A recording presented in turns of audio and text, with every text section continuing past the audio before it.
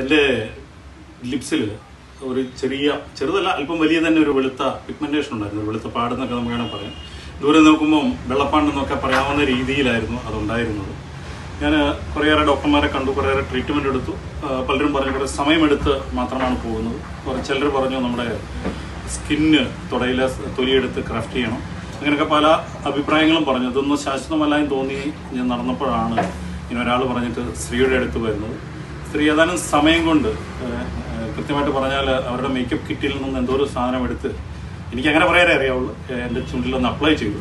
അപ്പോൾ നമുക്ക് ആ ഒരു വലിയ ചേഞ്ച് ഉണ്ടായിരുന്ന മാറി ഏതാണ്ട് ഒരു സ്വാഭാവികതയിലേക്ക് തിരിച്ചു വന്നിട്ടുണ്ട്.